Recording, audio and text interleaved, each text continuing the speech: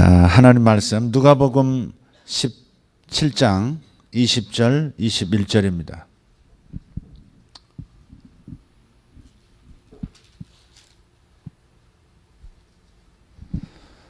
누가복음 17장 20절부터 21절 말씀 같이 읽겠습니다. 바리새인들이 하나님의 나라가 어느 때에 임하나이까 묻거늘 예수께서 대답하여 이르시되 하나님의 나라는 볼 수 있게 임하는 것이 아니요 또 여기 있다 저기 있다고도 못하리니 하나님의 나라는 너희 안에 있느니라. 아멘. 한 번 더 읽겠습니다. 바리새인들이 하나님의 나라가 어느 때에 임하나이까 묻거늘 예수께서 대답하여 이르시되 하나님의 나라는 볼 수 있게 임하는 것이 아니요 또 여기 있다 저기 있다고도 못하리니 하나님의 나라는 너희 안에 있느니라. 아멘. 우리 지난 시간에 나눴던 말씀이었죠. 주님, 저희에게 믿음을 더 주십시오. 더 큰 믿음으로 바꿔주십시오. 이렇게 제자들이 요청했을 때 예수님께서 하시는 말씀은 제자들의 요청과는 전혀 다른 방향의 대답을 하셨죠. 어떤 믿음이었어요? 믿음이 더 커지는 것이 중요한 게 아니다. 믿음을 더 보태는 것, 더 하는 것이 중요한 것이 아니라 겨자씨만큼 작은 겨자씨만큼 이게 무슨 씨야 먼지지 라고 할 만큼 작아도 생명이 있으면 반드시 큰 역사를 이룬다는 것입니다. 뽕나무가 바다로 던져져라. 장애물이 저 내 삶에서 떠나가 저 먼 곳 보이지 않는 곳으로 가버려라. 이렇게 말해도 이루어진다는 것이죠. 그러니까 믿음의 크기를 더함으로써 큰 믿음 가짐으로써 응답을 받는 것이 아니라 내 믿음이 생명이 있는 믿음이냐 활동성이 있는 믿음이냐 하는 것이 중요하다는 사람들의 생각을 바꿔주시는 거죠. 생각을 바꿔주시는 거예요. 사람의 생각이 바뀌면 체험도 바뀐다고 말씀을 드렸죠. 예. 신념이 바뀌면 확신이 바뀌면 믿음이 바뀌면 반드시 체험의 세계가 달라지게 돼 있어요. 어두운 사고체계를 가진 사람은 어두운 삶을 체험하게 되죠. 긍정적인 밝은 상상력을 가지고 있는 사람은 반드시 밝은 삶을 경험하게 돼 있습니다. 그 얘기를 지난번 나눴어요. 오늘 본문은 어디서 많이 본 것 같지 않아요? 어디서 보셨죠?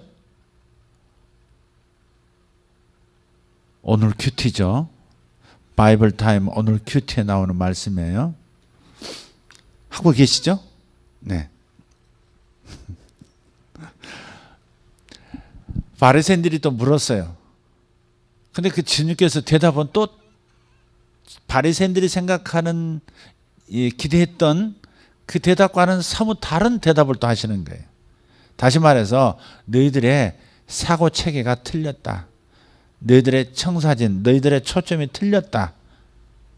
너희들이 지금 말하고 있는 하나님 나라는 그런 것이 아니고 이런 것이다. 너희들이 하나님 나라를 경험하지 못한 것은 너희들의 하나님 나라 개념, 하나님 나라에 대한 기대가 청사진이 틀려서 지금 하나님 나라를 경험 못하는 거다. 그래서 생각을 바꿔라. 이렇게 또 말씀하시는 거예요. 우리 주님 참 자상하지 않으세요? 그냥 대답 그 자체에 집중하시는 게 아니라 진짜 질문을 할 수 있도록 도와주시는 거죠. 사람이 어떤 질문하느냐에 따라서 사람의 삶이 또 달라지죠. 그죠? 올바른 질문을 할 수 있도록. 올바른 질문은 올바른 대답을 가져오죠. 질문 자체가 틀리면 그 답이라는 것은 아예 존재하지 않는 거예요. 그래서 주님은 올바른 질문을 할 수 있도록 도와주세요. 너희들이 하나님 나라가 어느 때에 이 말일까 이렇게 물었는데 이 질문은 질문 자체가 틀렸다. 결국은 이렇게 말씀하시는 거예요. 질문부터 올바로 해라. 너희들이 무엇을 질문하고 너희들이 무엇의 의문을 갖는지 그것부터 먼저 점검하라. 그렇게 말씀하고 계세요. 자, 우선 우리가 하나님 나라라고 하는 이 단어가, 이 주제가 추상적이 되지 않기 위해서 하나님 나라에 대한 이해부터, 성격적 이해부터 잠깐 하고 말씀을 진행할게요. 하나님 나라라고 할 때는 뭐라고 말씀했어요? 하나님의 통치하심, 하나님이 친히 다스려 주심, 그게 하나님 나라의 본래 뜻이라고 그랬어요. 하나님 나라는 어떤 가시적인 어떤 상태라기보다도 비가시적인 측면이 더 많아요. 하나님께서 통치하신다. 보이지 않는 하나님께서 보이지 않는 영역과 보이는 영역을 하나님께서 친히 챙겨주시고 계신다. 친히 지금 다스려주고 계신다. 나라 이렇게 얘기할 때는 여러분 첫 번째 떠오르는 생각이 뭐가 있어요? 국가라고 하는 것은 반드시 구성 요소가 있잖아요. 영토가 있어야 하고, 국민이 있어야 하고, 주권이 있어야 되잖아요. 우리나라는 일제 36년 동안 땅이 있었어요. 그리고 국민도 있었어요. 그러나 주권이 없었죠. 그래서 우리는 나라 잃은 백성이었죠. 나라가 없는 상태였었어요. 주권 하나만 빠져도, 혹은 국민들도 있는데 주권도 있는데 땅이 없다? 그것도 불가능한 얘기예요. 저기 남태평양에 어떤 섬들은 바닷물의 수위가, 지구 지표면의 수위가, 해수면의 수위가 높아지니까 점점 섬으로 이루어진 자기들의 땅이 없어지는 거예요. 그래서 뉴질랜드에서 자신들을 받아들여 주기를 간절히 고대하고 있어요. 울면서, 그 나라의 리더가 울면서 부탁을 하는 그 영상을 본 적이 있어요. 우리는 영토가 없어지고 있습니다. 우리는 살아갈 터전이 좀 사라지고 있습니다. 우리 국민을 받아주시지 않겠습니까? 그렇게 요청하는 거죠. 땅이 없으면 또 안 되죠. 땅도 있고 주권도 있는데 백성이 없다? 그건 또 나라라고 할 수 없죠. 자, 어쨌든 나라라고 하는 것은 반드시 통치의 개념이 따르는 거예요. 통치. 그러니까 악한 왕이 다스리는 나라는 어때요? 북쪽을 보십시오. 별로 좋지 않은 리더가 서 있으니까 나라 전체가 나라 같지 않은 나라, 지금 그런 나라가 돼 있잖아요. 그러나 그런 나라만 그러느냐? 그렇지 않아요. 이 땅에 하나님이 없는 리더가 이 땅의 리더가 되면, 통치자가 되면 자신도 모르게 하나님께서 원래 원하셨던 그런 통치가 아닌 악한 통치의 방향으로 나가게 돼 있어요. 예를 들어서 국가를 계속해서 부익부, 빈익분으로 몰아가는, 그래서 가난한 사람이 절대 다수가 되고 그 사람들이 다시 부하게 될 수 있는, 상위 10% 안에 들어갈 희망마저도 다 단절되는, 다리마저도 다 끊어버리는 그러한 국가로 이끌어갈 수도 있는 거예요. 그래서 이런 이 지상에 있는 나라들을 볼 때, 통치 방식과 그 결과를 볼 때 하나님께서 친히 다스려 주시는 나라의 백성들, 그리고 그 땅, 그 상황은 얼마나 아름다울 것인가 하는 것이죠. 하나님은 정의로운 분이시니까 정의가 강물처럼 넘치게 될 것이고, 하나님은 천지를 만드신 능력 있는 분이시니까 절대 굶주림이 없는, 항상 풍성한, 차고 넘치는 역사가 하나님이 통치하시는 영역은 항상 있을 거예요. 그분은 창조주이시기 때문에, 그분은 치유자이시기 때문에 그분이 통치하시면 병자들이 없는 국가가 되는 것이고, 그분이 부유하시기 때문에 그분이 통치하시면 모든 가난이 사라지기 시작하는 것이고, 그분은 하늘의 하나님이시기도 하기 때문에 그분이 통치하시면 우리 눈이 열려서 사도 요한처럼 이리로 올라오라 하는 그 음성들을 수시로 들을 수 있는 영적인 존재들로 변화가 되는 것이고, 그분은 사랑의 하나님이시기 때문에, 그러면서도 겸손의 하나님이시기 때문에 그분의 통치를 받으면 모두가 서로를 귀히 여기고 서로를 사랑하고 서로에게 양보하고 모두에 대해서 온유한 심정으로 살아갈 수 있는 그러한 국가 문화 분위기가 되는 것이죠. 하나님의 통치라고 하는 것은 얼마나 위대한 축복인지 몰라요. 하나님은 치유자시고 구세주이시고 그분은 천국의 주인이시고 그분은 창조주시고 언제 아멘 하실 거예요. 그분은 부유하신 분이시고 그분은 천사를 동원하실 수 있는 분이시고, 여러분 하나님 나라, 하나님의 통치, 그러니까 하나님 나라 할 때는 항상 이 나라라고 하는 장소적 개념을 생각하지 말고, 장소적 개념이 아니라 통치라는 이런 상태적 개념으로 생각할 때 성경적 하나님 나라 개념인 거예요. 그런데 바리새인들은 하나님 나라를 어떻게 생각했어요? 수백 년 동안 이민족들에게 지배받은 식민지 상태죠. 그죠? 바벨론 제국이 휩쓸고 갔었죠. 그 다음 페르시아 제국이 휩쓸고 가죠. 헬라 제국이 또 다스렸죠. 그러다가 로마 제국이 벌써 200년 가까이 지금 이스라엘을 지배하고 있는 겁니다. 언제까지 나라 잃은 백성으로 살지 모르는 거예요. 그러니까 이 이스라엘의 지도자, 종교적 지도자들인 바리새인들은 지금 그렇게 말하는 거예요. 하나님 나라라는 것은 식민지 상태에서 벗어나서 주변 나라들을 오히려 관리하고 다스릴 수 있는 다윗 왕국 때의 그러한 힘 있는 실력을 회복하는 것, 그것이 하나님 나라가 임하는 거로 생각한 거예요. 진짜 메시아는 이스라엘을 너무 사랑하기 때문에 로마의 압제로부터 벗어나게 해줄 것이고 로마를 심지어 망하게 하실 것이고 이스라엘이 천상천하 유아 독존의 나라가 되도록 만들어 주실 것이다. 그런 기대를 가지고 있는 거예요. 그러니까 보이는 하나님 나라를 말하는 거예요. 그러면 하나님 나라는 꼭 안 보이는 것이냐? 그렇지 않아요. 안 보이는 것은 보이는 것을 만들어내죠. 사람의 아이디어는 무언가 상품을 만들어내잖아요. 사람의 아이디어는 어떤 작품을 만들어내요. 오늘 특종상 허락하신 분은 하나님이십니다. 모든 영광 주님 받으소서 했던 이 감사의 제목처럼 뭔가 내 속에 있는 것이 뭔가 바깥으로 만들어지게 되는 것이고 그것은 또 다른 열매를 거두고 또 다른 영광으로 내게 돌아오는 것이죠. 그래서 반드시 보이지 않는 것만 하나님 나라가 아니라 하나님 나라는 보이는 영역까지 확대되는 건 틀림없어요. 그러나 보이는 영역부터 시작되는 건 아니다 이 말이죠. 너희들은 자꾸 보이는 것부터 시작된다고 생각하는 습관이 있다. 바깥부터 생각하는 습관이 있다. 물리적인 세계부터 바꿔줘야 된다고 생각한다. 그러나 나는 너에게 말한다. 하나님 나라는 처음부터 볼 수 있게 임하는 것이 아니라 보이지 않는 것으로 임해서 보이는 것으로 확장된다. 주는 그걸 가르치고 싶은 거예요.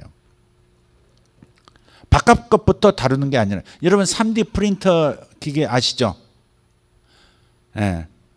뭔가 컴퓨터에서 프로그램 이렇게 입력을 하면, 그리고 클릭하면, 그럼 저쪽 유리상자 안에서 원하는 제품이 만들어지는 거예요. 장난감도 만들어지고요. 그 자리에서 만들어져요. 어떤 것은 기계 부품도 만들어지고요. 비행기 조립품도 만들 수 있고요. 의족도 만들 수 있고요. 의수도 만들 수 있고요. 만들지 못하는 게 없는 거예요, 지금은. 프로그램을 만들어서 그것을 입력만 하면 저쪽에서 다 만들어내는 거예요. 그게 3D 프린터예요. 프린터는 원래 이렇게 지면에 글자, 그림 이렇게 찍어내는 거잖아요. 그런데 입체적인 사물을 만들어내는 것이 3D 프린터 아닙니까? 이게 정말 혁명적인 거죠, 이것. 이 3D 프린터가 아마 세상을 또 한 번 또 새롭게 1인 기업이 가능한 거죠, 이게. 먼저 이렇게 디자인해가지고 정확하게 컴퓨터 입력만 하면, 그리고 클릭하면 제품이 나오는 거예요. 그것을 얼마든지 또 복제해서 온 세상에 팔아먹을 수 있는 1인 기업이 가능한 시대가 된 거예요. 지금. 1인 생산 기지가 가능한 거예요. 지금. 그런 것처럼 먼저 저것을 내가 손으로 나무를 깎아서 만들고 플라스틱을 녹여가지고 금형을 떠가지고 내가 부어서 만들고 이런 방식이 아니라 먼저는 뭐예요? 내가 디자인하는 거예요. 프로그램을 만드는 거예요.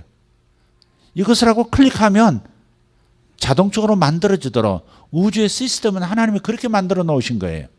천국은 이런 방식으로 경험하는 것이다. 너희 안에서 시작해서 바깥으로 나가는 것.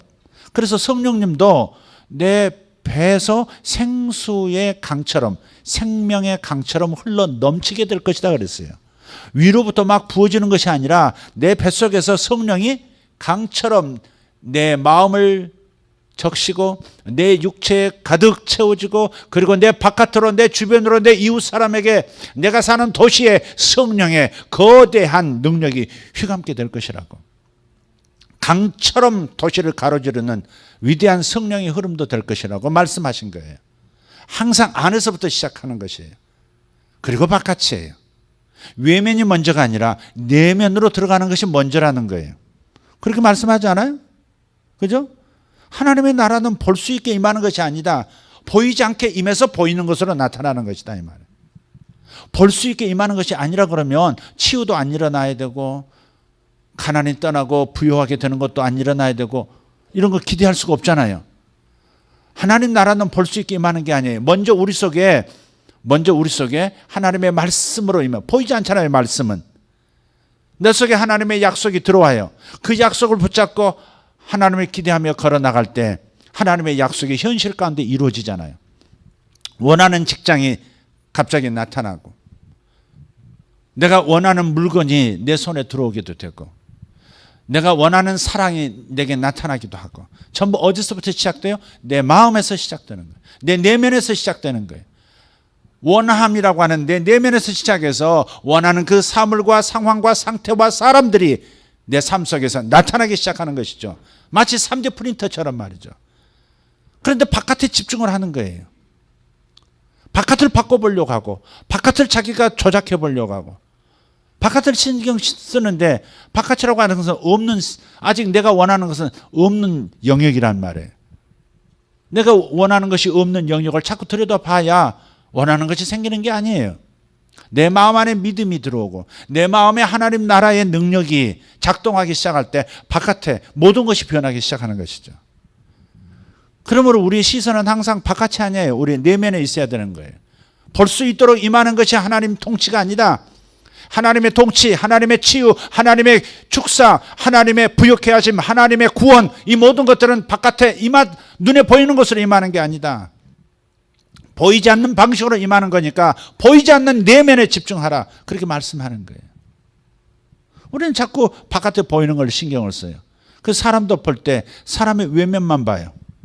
이 사람 컨디션 좋군 나쁘군. 자꾸 외면만 봐요. 상태가 좋군 나쁘군. 성질 있겠군 없겠군. 응? 이 사람은 신사군 신사가 아니군. 뭐 이렇게 외면으로 보이는 걸로 자꾸 판단해요. 그러나 보이지 않는 곳에서 벌어지는 것이 훨씬 큰 일들이에요. 저는 가끔 집회를 가서도 그렇고 우리 성도들과 개인적으로나 또 이렇게 공개적으로 만날 때 가끔 그런 현상들을 경험해요. 아마 거의 항상 있었던 것 같아요. 내 몸의 신체가 내 몸에 내 폐, 심장, 담낭, 간, 췌장 또 대장, 소장, 위 뭐 할 것 없이 피부, 눈 뭐 할 것 없어요. 근데 어떨 때는 제 온몸이 어떤 사람과 이렇게 함께 있을 때 그 사람의 심장 고동이 마치 내 심장에 말하는 것 같은 공명현상이 일어나요. 공명현상. 여러분 이걸 이해하세요? 공명현상이 일어나요. 모든 사물은요 고유 주파수가 있거든요. 진동이라고 진동. 에너지라고 그러죠. 에너지 아닌 게 어디 있어요? 바위도 에너지가 모인 거죠. 바위라든지 다이아몬드, 철근이라든지 이런 것들은 밀도가 굉장히 강한 거예요. 밀도가 굉장히 강해서 딱딱한 고체가 된 거죠. 밀도가 조금 약한 건 물처럼 흐르고요. 밀도가 더 약한 건 공기처럼 손에 잡히지도 않고 잘 느껴지지도 않아요. 바로 그런 거예요. 밀도의 강약에 따라서 딱 고체가 되느냐 기체가 되느냐 뭐 이런 거죠. 그렇지만 근본, 그 모든 물질의 근본은 에너지라고요. 에너지예요. 해체하고 하면 결국 에너지밖에 남는 게 없어요. 에너지도 해체하면 의식만 남아요.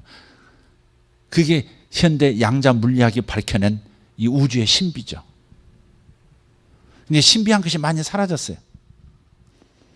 의식이라는 것이, 온 우주가 의식이라는 거죠. 이것은 이제 다른 주제니까 넘어가겠습니다. 중요한 것은 고유의 사물들마다 고유의 주파수가 있다는 거예요. 오늘 잠깐 나오기 전에 영상을 하나 보니까 어떤 이 락 가수인데요. 자기가 아마 무슨 소리로 유리잔을 깨는 뭔가를 본 것 같아요. 자기도 이 와인을 담는 얇은 유리잔을 한번 깨보겠다고요. 그래서 이제 유튜브에 올렸더라고요. 근데 이제 먼저 땡땡땡 이렇게 뚫겨보는 거예요. 이렇게 잔을 쨍쨍 때려보고 이게 라인가 라라 솔솔 라라라라 잡더니 그 다음에 쨍 하는 그 음파 있잖아요. 그 톤으로, 그 높이로 계속해서 아 하는 거야. 쨍 아 한 20초 됐을까? 쨍 하고 유리잔이 깨져버린 거예요. 그냥 소리에. 조작 아니에요. 옛날에 마리아 카루소라고 하는 그 유명한 그 성악 가수 있잖아요. 그분이 이렇게 노래를 하면 쫙 이 홀에 쫙 뒤에 있는 유리창이 어떨 때는 와창창 하고 다 깨져버린다 그러잖아요. 그러니까 그 유리에 고유 주파수가 있는 거예요. 그 고유 주파수와 맞는 주파수에 소리를 내면 유리도 깨지는 거예요. 여리고성이 왜 무너졌을까? 양각 나팔 소리와 백성들의 함성 소리, 어쩌면 그 여리고성의 돌로 이루어진 벽돌로 이루어진 것이 주파수가 아마 같아서 무너졌을 수도 있어요. 하나님께서 소리 지르라고 하셨잖아요. 나팔을 불고 소리를 지르라고 했을 때 여리고성이 무너져 버렸잖아요. 마치 그와 같은 거예요. 그러니까 모든 사물은 에너지이기 때문에 고유 진동이 있어요. 고유 주파수가 있어요. 뭐든지 움직인다 이런 파장으로 돼 있어요. 파장으로. 햇빛도 입자설이 있고 파장설이 있잖아요. 이런 고유의 진동이 있다고 주파수가 있어요. 그래서 사람도 마찬가지예요. 심장은 심장의 고유한 악기처럼 말이죠. 고유한 음색, 주파수가 있어요. 간은 간대로, 신장은 신장대로 고유한 주파수가, 다양한 주파수가 오케스트라처럼 그 고유한 진동을 하면서 몸 안에서 존재하고 서로 조화를 이루면서 살아가는 거예요. 그런데 내 몸 안에서만이 아니고 다른 사람의 심장과 내 심장이 공명할 수 있는 거예요. 소리급세 2개가 있어요. 말급 소리급세 있죠. 그걸 쨍 때려요. 이게 440Hz 정도 돼요. 그러면 이쪽에 떨어져 있는, 닿지 않은 곳에 있는 다른 소리급세도 잠시 후에 쨍 하면서 같이 울려요. 때린 건 이쪽인데 이것도 같이 울리고 이것도 같이 울리는 거예요. 공명현상이라고 하죠. 공명. 그러니까 심장과 심장도, 내 심장과 저 사람의 심장도 공명할 수 있어요. 제가 어디서 그걸 느끼냐면 사람의 때로는 안녕치 못한 지체가 제 몸에, 그 신체에 신호를 보내요. 위가 아픈 사람이 제 곁에 있으면, 그리고 대화를 나누면 제 위가 아파요. 가슴이 아픈 사람 가슴이 아파요. 어깨가 아픈 사람 어깨가 아파요. 허리가 아픈 사람도 느껴져요.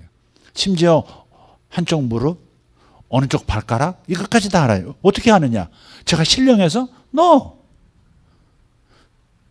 그래서 하는 게 아니에요. 저 사람과 내가 같이 한 공간에 있으면, 그리고 하나님의 성령님 안에서 저 사람에게 내가 어떤 덕을 끼쳐야 될 어떤 상황이 생기면 공명현상에 일어나는 센서 감각이 있는 거죠. 그래서 아는 거예요. 그 사람이 답답한지, 그 사람이 지금 활기찬지, 그 사람이 지금 이게 떨어지기 일보 직전인지, 어떤 사람은 지금 우리 예배 가운데 죄송해요. 지금 뭐 뒷덜미가 이렇게 막 이렇게 좀 올라와요. 머리까지. 열기가 올라오고 뻐근함이 올라오고 그 혈압 오른다 그런 것처럼. 예배 때부터 그래 지금 예배 때부터. 공명현상이거든요 이게. 그런데 이럴 때 이런 문제를 공명현상을 통해서 알게 하시는 것은 하나님께서 이 문제를 해결할 의지가 있으시다는 걸 말해요. 그래서 저는 이렇게 얘기할 수 있어요. 지금 여러분 가운데 목에도 이상이 있고 그 열기가 뒷덜미까지 목까지 목 뒷머리까지 올라오는 분이 있다면 주님 이 시간 주님께서 치료하시는 것입니다. 아멘. 제가 무수히 경험하는 거예요.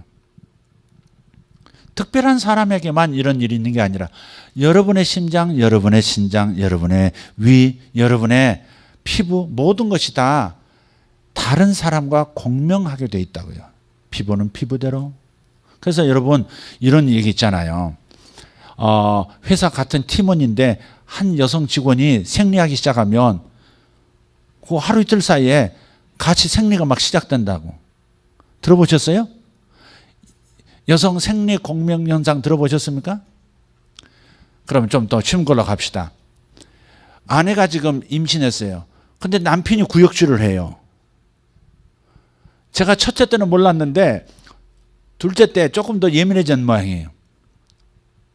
내가 입덧을 하더라니까.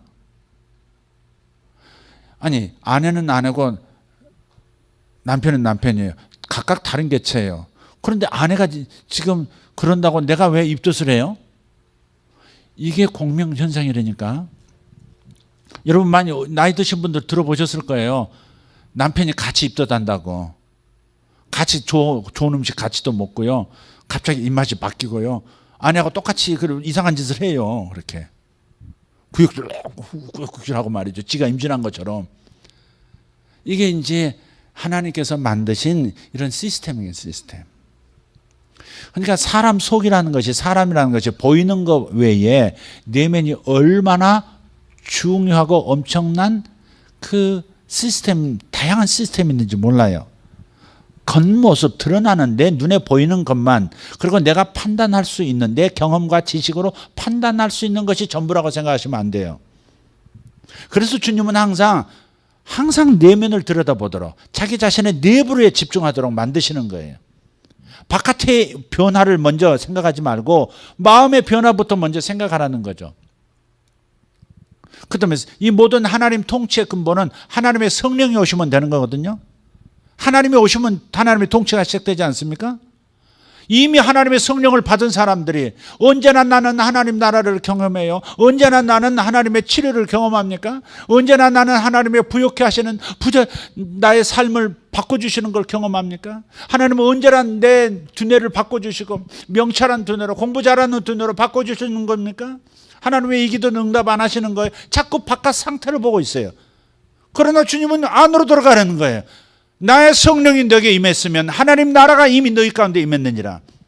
너희에게서 귀신이 떠나는 일을 보거든 하나님의 성령이 너희 안에서 이미 일하고 계시는 거니까 너희 안에서 하나님 나라가 이미 시작되었느니라. 할렐루야. 항상 내 안에서 일어나는 것을 살펴야 돼요.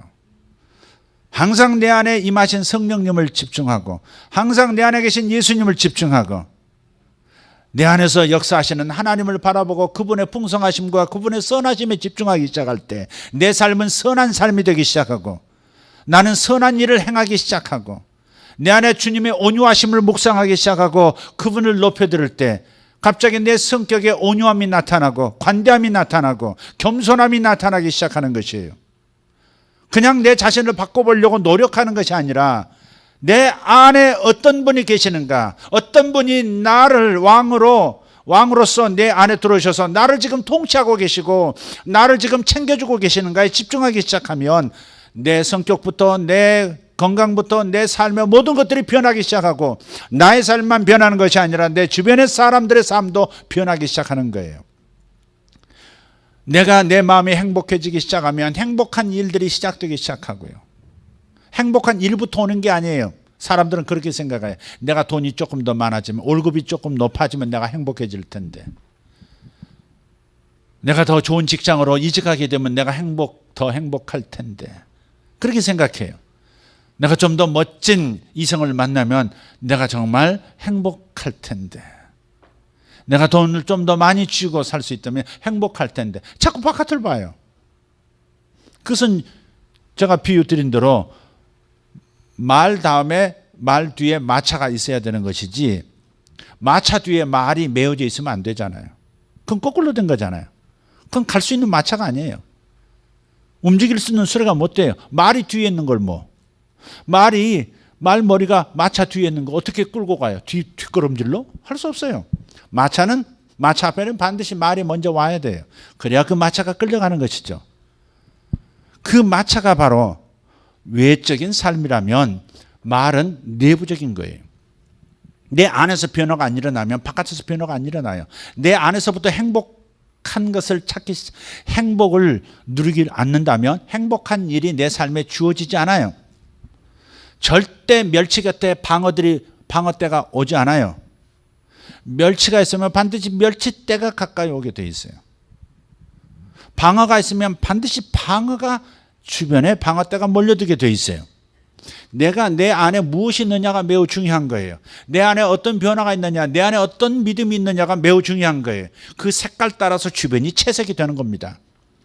그림을 그릴 때 먼저 스케치하죠. 스케치가 먼저예요. 그 스케치에 따라서 산은 초록색으로, 강은 푸른색으로, 하늘은 하늘색으로, 나무는 초록색으로, 그리고 갈색으로 이렇게 단장이 되는 것이죠. 먼저 스케치하고 그 다음에 채색하잖아요. 채색한 다음에 스케치하는 사람이 어디 있어요? 마찬가지예요. 그래서 내 안에 계신 성령님께 집중하고, 내가 내 안에 이미 하나님 나라가, 하나님의 통치가 시작되었다는 사실에 집중할 때 바깥에 하나님의 통치가 나타나는 거예요. 치유도 나타나고, 건강도 나타나고, 부유함도 나타나고, 좋은 사람도 나타나고, 멋진 집도 나타나고, 승진도 나타나고, 영광과 명예도 나타나는 거예요. 먼저 안에서 행복을 누리세요.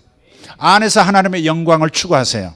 여러분 안에 있는 하나님의 은총받은 자신에게 축하를 보내세요. 그런 축하받을 일이 생기는 것이죠. 자, 지금 바리새인의 질문 가운데 또 잘못된 게 하나 있어요. 어느 때에 임하나이까? 그래서 어느 때 임하나. 여기 누가복음 19장 11절을 한번 보시면 바리새인이 또 다른 생각이 나와 있어요. 19장 11절 같이 읽어요. 시작. 그들이 이 말씀을 듣고 있을 때에 비유를 더하여 말씀하시니 이는 자기가 예루살렘에 가까이 오셨고 그들은 하나님의 나라가 당장에 나타날 줄로 생각합니다. 당장에 나타날 줄 알았대. 그것도 바깥에 나타나는 하나님의 나라가 당장에 이루어질 줄 알았대.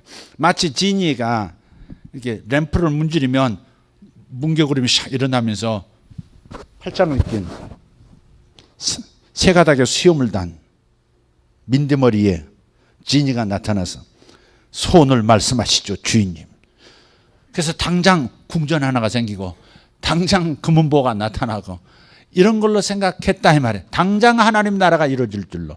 그러나 이 당장도 과거예요, 현재예요, 미래예요? 당장에 나타날 줄 알았다가 현재예요, 미래예요? 얼쑤절쑤. 아유 참네. 아니, 당장에 나타날 줄 알았다. 지금 당장이란 말은 이렇게 표현하죠. 오늘 나타날 줄 알았다. 내일 저녁 나타날 줄 알았다. 아니 심지어 더 당겨서 1시간 뒤에 나타날 줄 알았다. 지금 미래예요, 현재예요?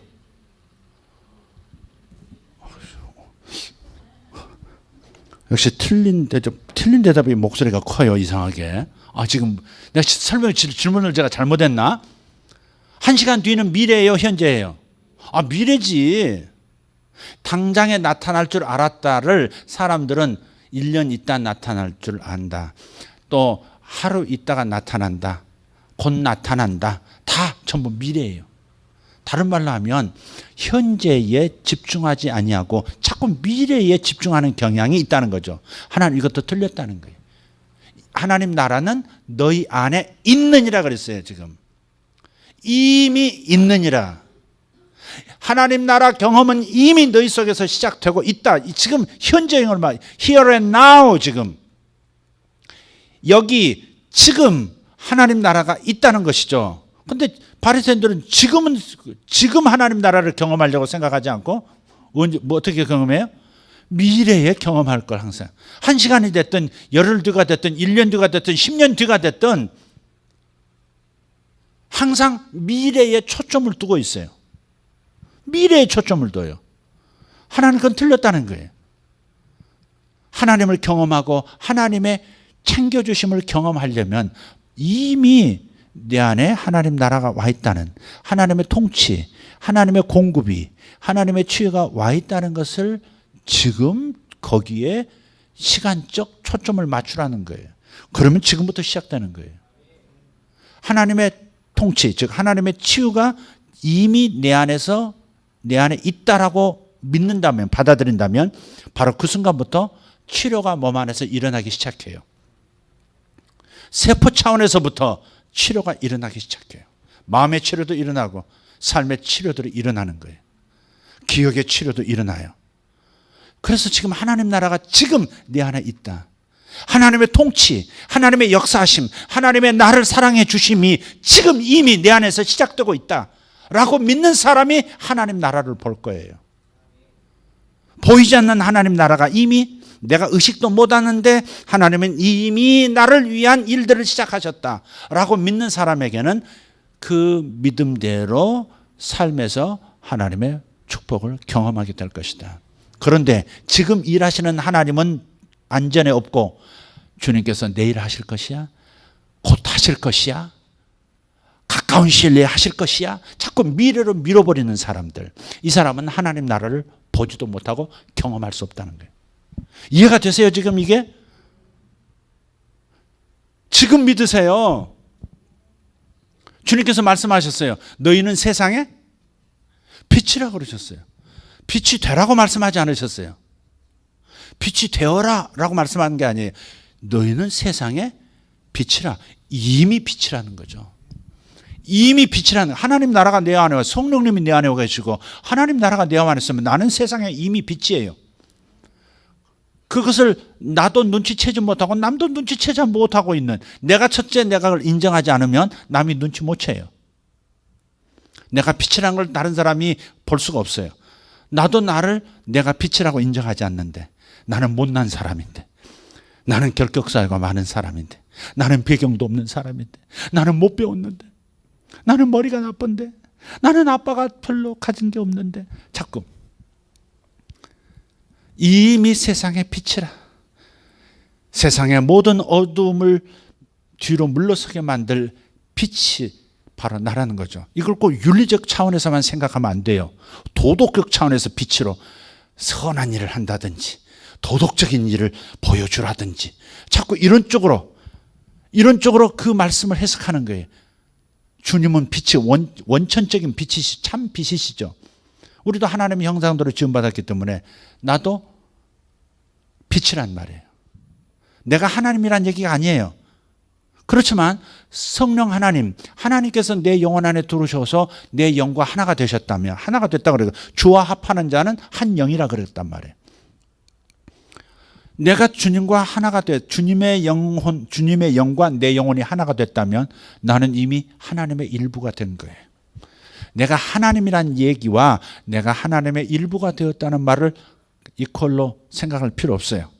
내가 하나님이라는 건 아니에요. 그러나 분명하게 성경은 성령이 내 안에 들어오심으로써 내가 주님의 일부가 되었다는 것이죠.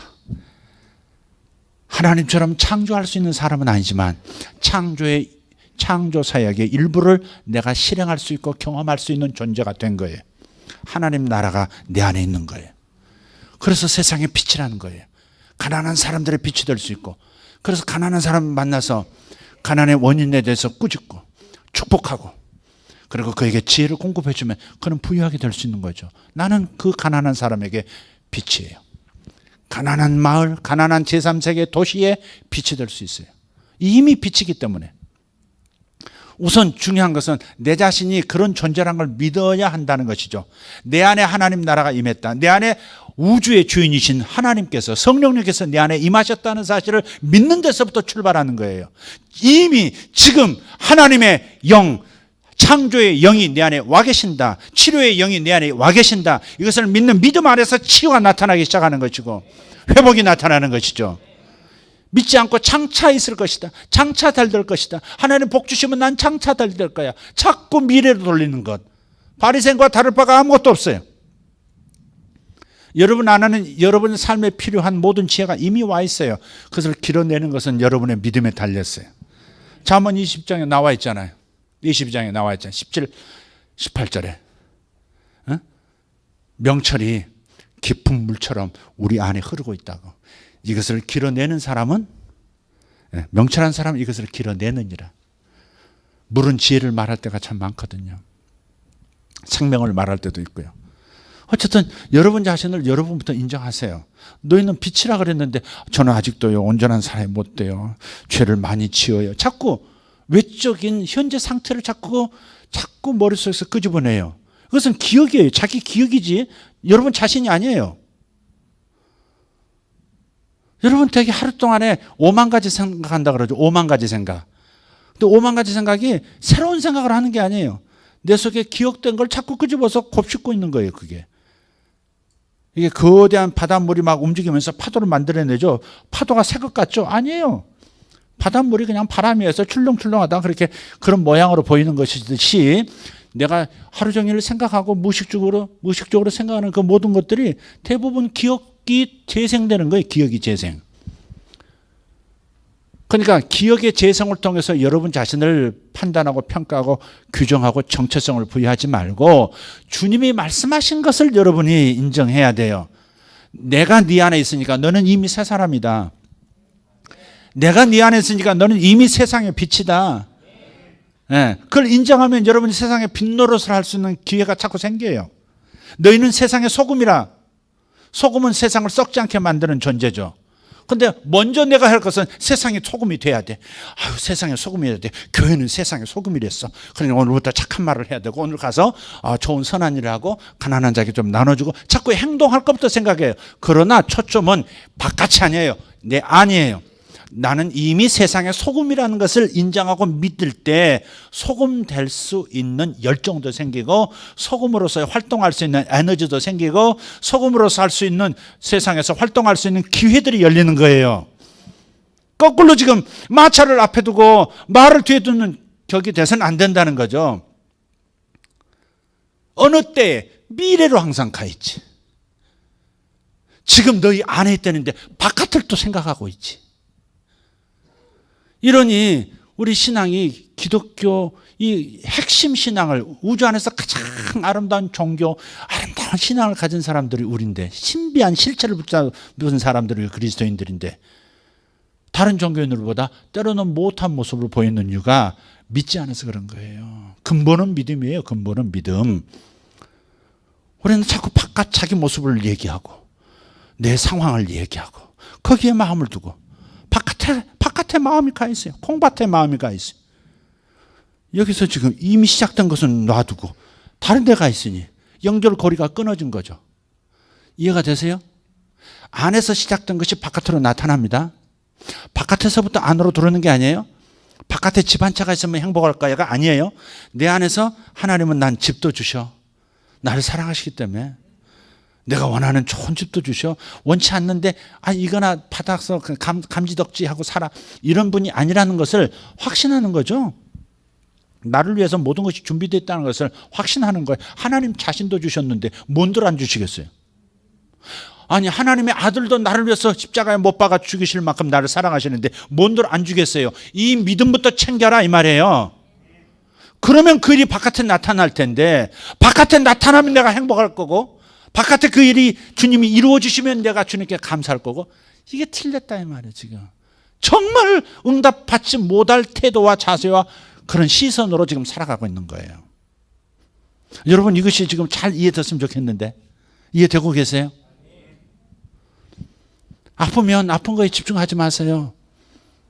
건강해진다면 건강해졌을 때 내 모습을 생각하면서 기분 좋은 마음으로 행복해하는 것이죠. 그런 병이 어둠이 물러가요. 아멘. 항상 안에서부터 먼저예요. 구약에 보면 엘리사 선지자가 있었죠. 엘리사 선지자가 이제 사명이 다해서 이제는 죽어가요. 그때 당시의 왕이었던 젊은 왕이 엘리사를 찾아왔어요. 아버지요, 아버지요, 이스라엘의 마병이요, 뭐 하면서. 예, 당신 한 사람이 아람 제국 전체를 다스렸고 막아냈던 사람인 걸 내가 압니다. 그래서 이스라엘의 아버지요, 이스라엘의 마병이요, 막 그런 거예요. 당신이 1인 군대입니다. 뭐 이렇게 고백한 거죠.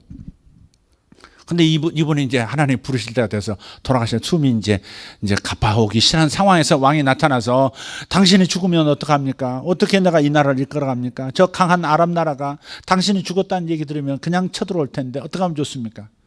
그래서 엘리사가 숨이 붙어 있는 동안에 마지막 또 하나님 나라를 보여준 거예요. 하나님 나라를 경험하라고. 뭐 했어요?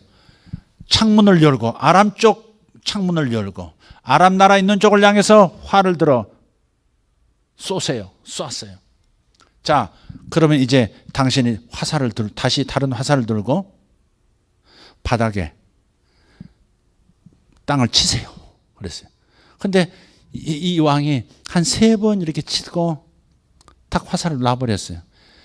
그 순간에 엘리사가 이 믿음 없는 왕을 꾸짖어요. 가뜩이나 돌아가실 힘이, 마지막 힘을 몰아붙여서 지금 하나님의 계시의 말씀을 주고 변화를 일으키려고 하는데 그냥 희미하게 하니까 화병에 일찍 더 돌아가셨을 것 같아요. 대여섯 번 쳤으면 아람을 한 67번, 대여섯 번 쳤으면 실제로 아람을 대여섯 번 공격했을 것이고 완전히 아람을 정복해 버렸을 것입니다. 그런데 당신이 3번 치고 의욕 없이 믿음 없이 탁 치고. 그러니까 뭐든지 하나님의 말씀을 받을 때 진지하게 온 마음을 다해서 받아야지. 너는 세상의 빛이라 그랬는데도 물론 빛은 무슨 말씀이신지 알겠어요, 목사님. 그지만 아직 제가 빛으로서의 자질이 좀 부족하거든요. 이렇게 나온다니까 지금. 저는 아직 사춘기 시절을 겪고 있어요. 그래서요, 열이 막 났다가 안 났다가 그래요, 그냥. 제가 가면 집안도 뒤집어져요. 근데 제가 무슨 세상에 빛이겠어요. 빛이 되도록 노력할게요, 목사님. 이렇게 받아들인다고 지금. 이렇게 받아들여. 목사님, 주님께서 저를 사랑하시죠. 부유하게 하실 거예요. 언젠가는 하실 거예요. 근데요, 우선요, 직장에서 안 쫓겨나야 되거든요. 이렇게 나가요, 지금. 그러니 지금 그 엘리사의 말을 듣고 믿음 없이 그냥, 아니 어떻게 약속을 하든지 벌떡 일어나서 어디를 치시오 이렇게 말을 하든지 그렇게 얘기를 해야지. 아니 뭐 아람 쪽을 향해서 활 한번 쏘고 또 활 가지고 땅을 뭐 몇 번 치고 이게 뭐야 이런 거예요. 지금 엘리사는 하나님이 주신 방법을 따라서 이미지, 상징을 가지고 왕 안에 아람을 반드시 멸망시키고 이스라엘을 자유케 만든다고 하는 그 믿음을 넣어주기를 원했던 것이죠. 하나님이 원하시는 건 바로 그거였어요. 내 안에서 아람을 내가 반드시 대여섯 번 공격해서 전쟁을 일으켜서 아람이 다시는 이스라엘을 건드리지 못하도록 하겠다라고 하는 이런 담대한 계획과 믿음이 자리 잡도록 예언적 행동을 시킨 거였거든요. 믿음으로 안 받아들인 거죠. 그러니까 3번 치고 빨리 후딱 치고 빨리 진짜 해결책 내놓으라고 좀 이런 거예요. 그러니까 그냥 돌아가셔 버린 거예요. 거품 물고. 결국 아람 때문에 이스라엘이 얼마나 그 후로 고생을 하고 망하는지 몰라요. 그러니까 안에서 시작한 것이 바깥으로 나타난다니까. 안에서 믿으면 바깥에 나타나고 안에서 행복하면 바깥에 행복의 조건들이 나타나기 시작하고. 과정은 생각할 거 없어요. 어떤 방식으로 이루어질까 그런 것은 하나님의 지혜와 능력이 맡기는 거예요. 하나님이 알아서 하실 거예요. 그건 과정은 여러분 전기를 쓸 때 전기란 게 뭘까? 여러분 설명할 수 있습니까? 장로님 전기 설명해 보시죠. 전자가 어떻게 뭐 구리선을 타고 뭐 이렇게 대충 머릿속에 떠오르는 몇 가지 이미지 있죠? 중고등학교 때 배우셨던 거. 그러나 전기가 어떻게 존재하고 그 전기라는 것이 어떤 형태로서 과정에 있어서 우리 실제 가정에 쓰는 물건의 역할을 하는지 잘 몰라요. 몰라. 알 필요가 없어 또. 그냥 전기 소켓도 꽂고 빨래 30분 2번 돌림 착 누르면 그냥 2번 돌려서 깨끗하게 나오는 거예요. 그 과정 어떻게 해서 이게 모터가 돌아가지? 그걸 연구하고 이해해야 모터가 돌아갑니까? 아니잖아요. 대리미가 어떻게 해서 전기가 이렇게 뜨거운 열이 될 수 있지? 그걸 이해해야 대리미가 작동을 합니까? 아니잖아요. 과정은 생각할 필요가 없어요. 하나님 나라의 능력을 경험하는 것, 하나님 나라를 경험하는 것, 하나님의 성령의 역사심을 경험하는 것은 어떤 방식으로 하나님이 치료하시는지, 어떤 방식으로 나를 부유하게 하실 건지, 어떤 방식으로 나의 삶을 바꿔놓으실 건지, 어떤 방식으로 내 자식을 바꿔놓을 건지, 그거는 내 과정은 알 수가 없어요. 알 필요도 없어요. 내가 필요한 것은 지금 내 안에서 그 일을 시작하신다, 시작하고 싶어 하시고 이미 시작하셨다라고 하는 사실을 믿는 믿음 안에서 걸어가는 것뿐이에요. 그래서 주님께서 물었어요. 우리 제자들이 물었어요. 주여, 우리가 어떻게 해야 하나님의 일을 하오리까? 금방 떨어요. 하나님의 일은 하나님만 하는 거예요. 신의 일을 어떻게 인간이 해요? 그 금방 떠는 소리 좀 봐요. 자기가 하는 질문이 얼마나 무식한 질문인지 몰라요, 제자들이. 그러니까 주님께서 질문부터 다 바꿔줘.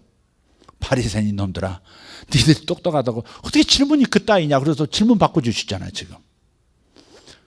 질문하는 그 질문의 내용의 그 근거부터 개념이 틀렸어. 다 바꿔주죠. 제자들 믿음이 커지게 해달라고 하는 그 개념부터가 틀렸어. 전부 질문 바꿔주시잖아요. 하나님, 우리가 어떻게 해야 하나님의 일을 하오리까 했을 때 주님의 대답이 뭐였습니까? 뭐였어요? 집사님, 뭐였어요?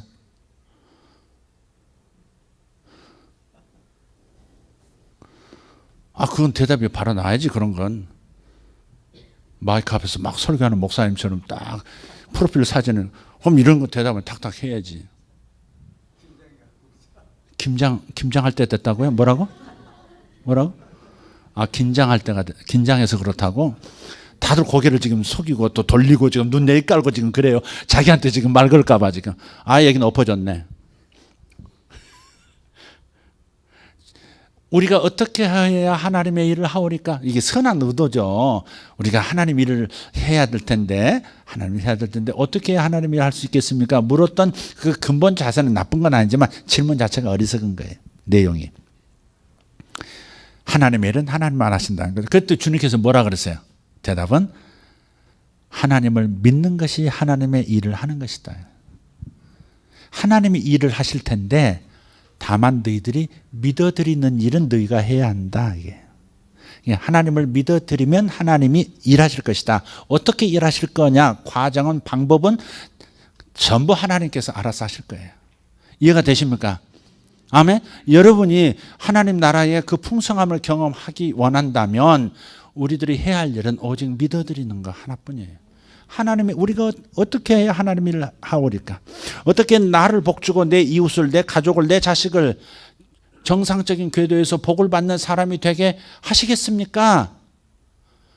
하나님 어떻게 하시겠습니까? 그렇게 물었을 때 하나님을 믿는 것이 이 일을 이루는 것이다. 그렇게 말씀하신 거예요. 믿기만 하면 되는 거예요. 어떤 방식으로 할까? 그것은 아니에요. 물론 내가 하라고 하는 일을 주께서 감동 주실 때가 있어요. 그럼 그대로 따라가면 돼요. 따라가면 되는 수준이에요. 우선히 할 것은 내 안에 믿음이 있느냐 하는 겁니다. 바깥에서 안으로 들어오는 것이 하나님 나라 방향이 아니라 안에서부터 시작해서 바깥으로 나가는 것이 하나님 나라의 방향성이에요. 자, 뭐 설명은 많이 한 것 같은데 현실로 어떻게 사용을 해야 될까? 아마 생각도 드실 수 있겠어요? 자, 이렇게 한번 생각해 보시죠. 내일 모레가 이제 우리 추수감사주일이에요. 우리는 11월 1일에 첫 주에 항상 추수감사주일을 드리죠. 야곱이 한번 이렇게 생각해 보세요. 우리가 이제 감사하는 날이잖아요. 감사하는 날, 감사하는 주간이에요. 주님께서 이런 말씀하셨어요. 데살로니가 전서 5장 18절에 사도 바울을 통해서 하나님 하신 말씀은 뭐예요? 항상 기뻐하라. 쉬지 말고 기도하라. 범사에 감사하라. 이는 그리스도 예수 안에서 너희를 향하신 하나님의 뜻이니라 그랬어요. 그러니까 범사에 감사하는 거예요. 근데 범사에 감사하니까 야, 하나님께서 너희들에게 해주신 일이 얼마나 많은 줄 알아? 하나, 둘, 셋, 넷, 다섯, 여섯, 그 다음에 백의 N승. 뭐 이렇게 다 그거에 대해서 일일이 감사해야 된다라고 하는 어떤 종교적 명령으로 생각할 때가 많은 것 같아요. 마땅히 감사해야 되는 거 아니야? 뭐 이런 정도로 이제 생각하는 것 같아요. 그러나 감사하라고 하신 것은 그것은 우리 삶을 위해서 매우 중요한 거예요. 여러분, 감사할 때 우리는 집착에서 벗어나요. 내가 아직 얻지 못한, 내가 지금 기대하고 있지만 얻지 못한 것, 그것에서부터 시선을 돌려서 이미 주신 것에 대해서 감사하는 것이죠. 이미 역사하신 것에서 감사하기 시작해요. 그러면 사실 믿음이 더 커지기 시작해요. 믿음이 이 안에서 생겨요. 하나님의 열정이 느껴지기 시작해요. 그러니 내가 앞으로 기대하는 것도 이루실 것이라는 확신이 생겨요. 감사는 집착에서 벗어나게 해요. 감사는 이거 안 되면 큰일 나는데 이런 집착에서 벗어난다고. 기대하는 것과 집착은 달라요. 기대하는 거, 이거 안 되면 안 되는데, 이거 꼭 돼야 되는데, 이거 꼭 돼야 내가 기쁠 텐데, 이거 꼭 돼야 행복할 텐데, 이건 집착이에요. 집착은 절대 자기가 개입하고 있기 때문에 하나님이 움직이실 수 없게 만드는 장애물이 바로 내가 되는 거예요. 그래서 감사하기 시작하면 집착에서 벗어나요.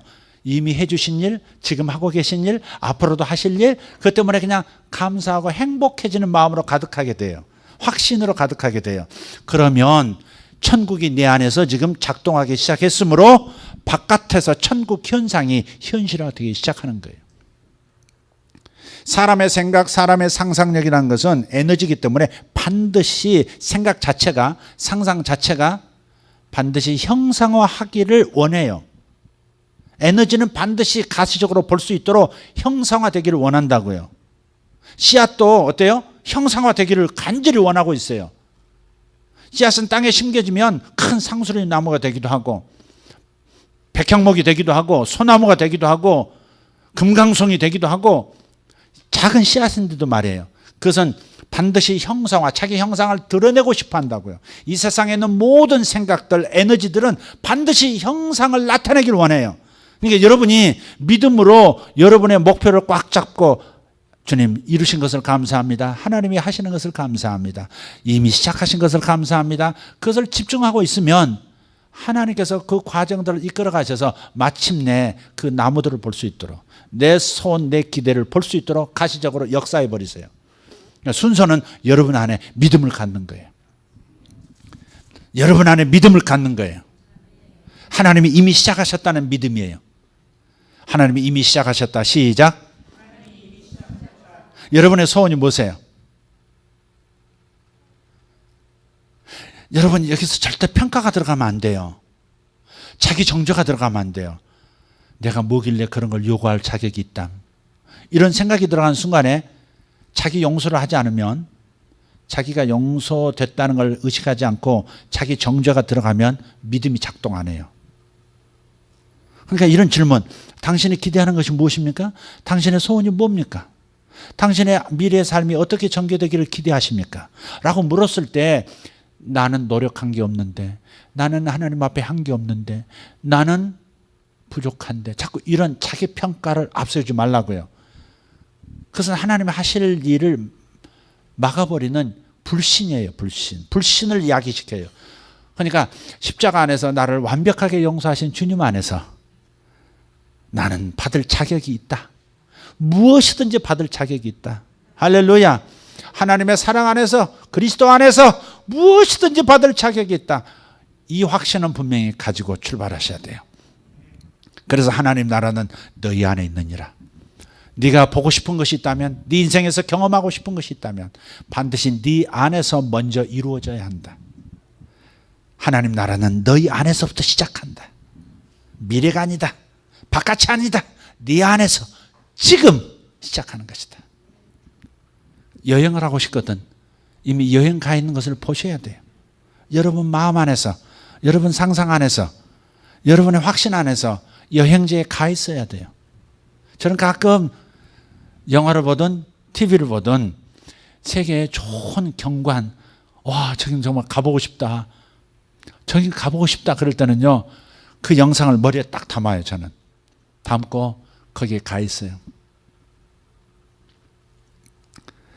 캐나다와 미국의 그 접경지대 거대한 단풍숲 가요. 거기서 이제 그 뭐가 무슨 시럽이죠? 단풍 시럽 뭐라 그러죠? 메이플 시럽. 야, 겨울에 뽑아낸 진액하고요, 가을에 뽑아낸 진액 색깔이 다 달라. 와, 그걸 끓여가지고 얼음에다 싹 부어요. 그러면 식으면서 젤리처럼 만들어지거든요. 각각의 맛이 다 달라요. 그 광경을 보여줬어요. 거기 꼭 가볼 거예요, 저는. 근데 명분이 있어야 되잖아. 그쪽 근처의 교회에서, 한인교회에서 저를 불러준다든지, 누가 초대한다든지. 어쨌든, 방법은 하나님께 있어요. 호주를 가고 싶어 했을 때 하나님 호주를 보내셨어요. 뉴질랜드 가고 싶었어요. 왜? 경관이 세계에서 제일 좋다니까.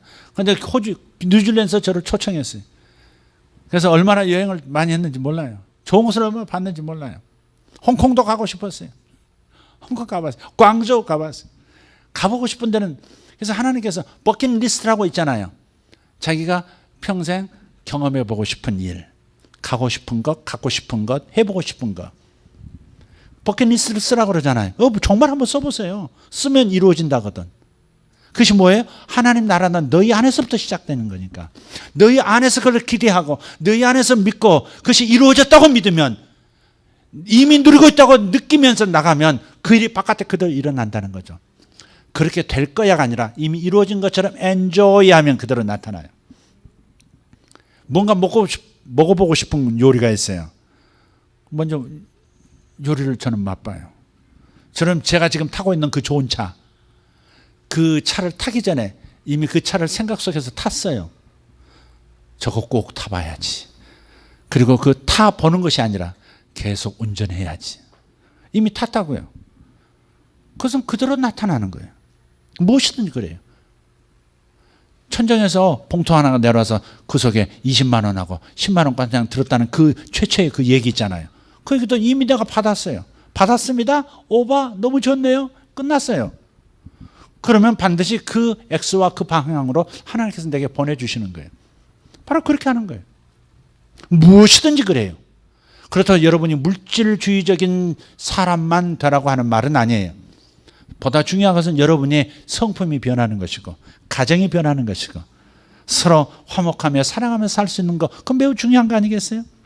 직장 생활에서 정말 탁월성을 가지고 친화력을 가지고 현명하게 처신해서 인정받는 그런 직장 생활하고 싶다? 그것도 매우 중요한 거 아니겠어요? 돈에 앞서서 여러분이 그런 삶을 직장 생활을 통해서 누려야 되는 거 아니겠어요?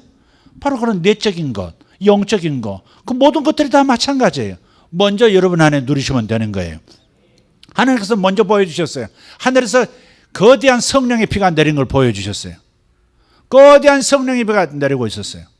아무도 관심 없어 할 때 저는 제가 하늘에 그 바로 내리는 그 하늘의 그 불에, 성령의 불에, 성령의 피에 관심을 가지고 주님 제게 부으소서 했을 때 그 모든 것을 몰아서 내 입에 풀어 넣어주시는 그런 이상한 경험을 한 다음부터 그저 사람들을 만나서 잠깐 대화하는 중에도 방언이 나오고, 잠깐 손노른자도 나오고, 쉽게 방언을 받고 방언 기도하면서 신앙생활을 할 수 있도록 그냥 그때 길이 열린 거예요. 내 안에서 하나님 나라가 시작되면 바깥에서 그대로 이루어지는 거예요. 아멘? 내 안에 어떤 진동이 와요. 내 안에 저 사람의 심장에 문제가 있구나. 그럴 때 심장에 대해서 말하죠. 심장 평안해지고 정상으로 돌아가라. 너무 혹사해서 미안하다. 내 심장처럼, 아니 내 심장을 향해서 혹은 그의 심장을 향해서 제가 이렇게 미안하다고 말하고 용서해달라고 말하고, 아직까지 내가 혹사시켰는데도 열심히 뛰어줘서 고마웠다고, 앞으로 더 건강해지면 이제 혹사 안 하겠다고 내 심장을 달래주고 축복해줘요. 그러면 저쪽 사람의 심장이 낫는 거예요. 이해가 되세요 지금? 항상 내 안에서 하나님 나라가 시작되고 그것이 바깥으로 나타나는 거예요. 내 일만이 아니라 타인의 일도 그렇고, 내 가족의 일만이 아니라 이 도시 일도 그래요. 무엇이든 내 안에서 이루어지면 바깥에서 이루어지는 거예요. 왜? 공명현상 시스템이 하나님이 만드신 우주 안에 있기 때문에 그런 거예요. 내 안에서 평안해지면 바깥도 평안해지는 거예요. 그래서 주님께서 아버지가 찾아왔을 때 내 자식이 죽어가나이다 혹은 내 하인이 죽어가나 됐을 때 가라 내 하인이 나았느니라, 가라 내 아들이 나았느니라. 그렇게 했을 때 멀리 떨어져 있는 아들이 벌떡 일어나고 하인이 일어나는 역사가 있는 이유, 공명현상으로 설명할 수 있어요. 이해가 되세요? 얼마든지는 아인슈타인이 그 말을 했잖아요. 아인슈타인이 유령현상이라는 이상스러운 자기 과학적 발견을 얘기했어요. 입자가 있는데 한 개 입자가 한 개 입자를 쪼갰어요. 세밀한 입자로 쪼개가지고 지구 반대편으로 보낸 거예요. 그런데 이쪽에서 그 쪼개진 입자에게 자극을 주었더니 지구 반대편에 있던 반쪽의 입자가 똑같은 반응을 보이는 것을 과학적으로 발견한 거예요. 그게 유령현상이라고 그래요. 유령현상. 어떻게 여기서 일어나는데 거리가 떨어져 있는 그 입자에게, 그 미세한 입자에게 동일한 현상이 일어나느냐 이거죠. 우주 만물이 그렇게 돼 있어요, 여러분. 내 마음에서 나오면 바깥도 나오는 것이고, 내 마음 안에서 부여해지면 바깥도 부여해지는 것이고, 내 안에서 문제가 해결되면 바깥도 해결되는 거예요. 내 안에서 원수가 없어지면 바깥에서 원수가 없어지는 거예요. 신증우디 텐샤우디. 내 안에 적이 없으면 천하의 적이 사라져버리는 거예요. 야곱이 야복강가에서 평안을 찾더니, 승리를 얻더니 형이 마음을 풀어버리잖아요. 이해되세요? 밤중에 자기 마음이 딱 꺾이고 하나님 앞에서 이스라엘이라는 이름, 이스라엘의 왕자라는, 하나님의 왕자라는 그 이름을 딱 받는 순간부터 어때요? 그 원수처럼 달려들어 자기를 죽이려 했던 형의 마음이 변해서 그냥 화목한 관계로 변해버리잖아요. 자기 안에 하나님 나라가 있는 거예요. 자기 안에서 하나님을 경험하세요. 그럼 바깥에서 하나님이 역사할 거예요. 제가 계속된 말을 반복하고 있죠, 지금? 여러 각도로 이해하라고 여러 단어를 쓰고 여러 예를 들어서 지금 얘기하고 있어요. 내 안에서 변화가 일어나면 바깥에서 변화가 일어나는 거예요. 절대 바깥을 변화시키려고 하지 말고 내 안부터 변화시키세요. 내 안에 믿음을 가지세요. 바깥의 형상이 나타나요. 그래서 지난번에도 믿음이 바뀌면 체험도 바뀐다고 얘기한 거예요. 오케이. 이 정도 얘기했는데도 이해가 안 돼가지고 헤매면 이제 안 돼요. 자, 오늘 이 본문을 다시 한번 읽고 마치도록 하겠습니다. 시작. 바리새인들이 하나님의 나라가 어느 때 임하나이까 묻거늘 예수께서 대답하여 이르시되 하나님의 나라는 볼 수 있게 임하는 것이 아니요 또 여기 있다 저기 있다고도 못하리니 하나님의 나라는 너희 안에 있느니라. 아멘. 할렐루야. 미래로 가서 살지 말고 현재를 사시기를 축복합니다. 아멘. 바깥을 찾고 주목하지 말고 내 내면을 주목하기를 축복합니다. 하나님 나라는 내 안에, 하나님은 내 안에 계세요. 그리고 그분은 이미 일을 시작하셨어요. 아까 몽골에 대해서 어떤 일에 대해서 기도하신 분이 계세요. 저는 믿습니다. 이것을 생각만 해도 이루어진다고 믿습니다. 주는 그렇게 말씀하셨거든요. 생각하는 것에 넘치도록 능히 하실 이에게 그랬거든. 사도 바울이 그걸 경험한 거예요. 생각만 해도 하나님께서 이루어 주시되 내가 생각한 것보다 더 크게 이루어 주시더라. 할렐루야. 이것이 여러분의 이야기가 돼야 합니다. 여러분의 이야기가 될 것입니다. 그래서 몽골 얘기도 이미 치유가 시작됐고 회복이 시작된 줄 저는 믿어요. 이미 여기에 주님 이 일이 이루어져야 합니다라고 감사의 예물을 올린 순간부터 역사가 일어났습니다. 할렐루야. 마음을 먹고 준비하는 순간부터 하나님은 일하기 시작하고 계세요. 네 안에서 일하기 시작하셨기 때문에 그 안에서도 일어나실 거예요. 일하실 거예요. 한국에서 내가 믿었기 때문에 몽골에서도 하나님의 역사가 나타나기 시작하는 것이. 이곳에서 내가 축복하면 필리핀에서도 역사가 일어나는 것이고 이곳에서 역사하면 가정 안에서도 역사하는 것이. 항상 이 믿음을 갖기를 축복합니다. 내 안에 모든 것이 답이 있어요. 내 안에 답이 있어요. 여러분 안에 답이 있어요. 기도합시다. 여러분 가슴에 손을 얹으십시오. 가슴에 손을 얹으십시오. 많이 한다고 내가 많이 한다고 자기 신학체계가 이렇게 나름의 신학체계가 있는 사람들은 오히려 이해 못할 수 있어요. 여러분 안에 어떤 성경 체계가 있다고 생각하고 이건 이럴 거야 그러지 말고 오늘 이 메시지를 그냥 받아들이세요. 하나님 나라를 경험하는 일은 너희 안에서부터 시작하는 것이다. 그러니 행복하고 싶으냐? 행복을 지금 느껴라. 바깥 조건에서 찾지 말고 지금 네 안에서 느껴라. 내가 모든 행복의 근원이다. 나를 즐겨라. 주께서 말씀하고 계세요. 낫고 싶으냐? 병 자체에 집중하지 말아라. 바깥 껍데기에 집중하지 말고 네 안에 치유자인 나를 즐겨라. 나를 믿어라. 나의 모습을 보아라. 네 안에서 미소 짓고 있는 이 자신감 넘치는 내 얼굴을 한번 보아라. 너의 문제는 아무것도 아니다. 너의 자녀의 문제도 아무것도 아니다. 내 미래는 내 계획 안에 있다. 이미 내가 내 미래를 지금 시작하고 있다. 풍성하게 될 것이다. 두려워하지 말아라. 두려움이 가장 큰 적이다. 의심이 가장 큰 적이다.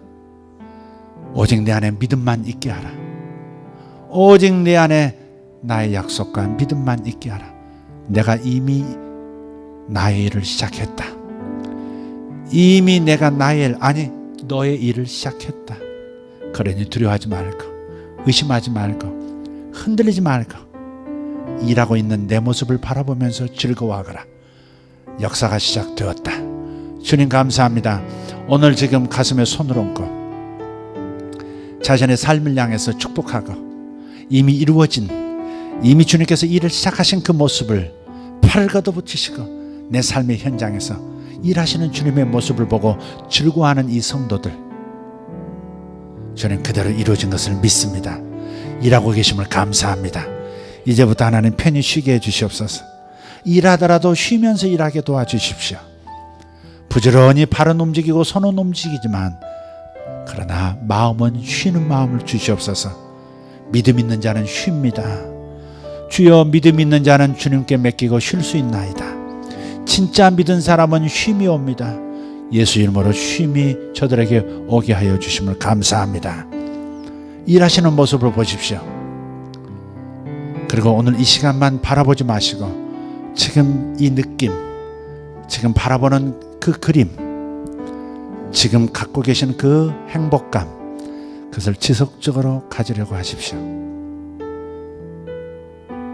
큰 느낌이 없어도 괜찮습니다. 그냥 믿으십시오. 주님이 일하고 계십니다. 아들아 딸아 내가 일하느니라.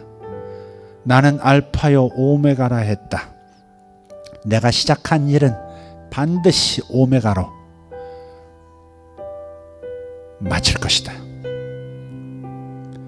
진주 목걸이 첫 알로 시작한 것 마지막 알로 완성시킬 것이다. 염려하지 말아라. 내가 일하고 있다. 내가 일하고 있다. 내가 일하고 있다. 주님이 이리 말씀해 주시는 걸 믿습니다. 감사합니다. 주의 축복이 넘쳐난 것을 성도들 머리 위에 넘쳐나고 심령 안에 넘쳐나게 하신 것을 감사드립니다. 모든 것을 이루어 주신 하나님 찬송합니다. 예수님 이름으로 기도합니다. 아멘.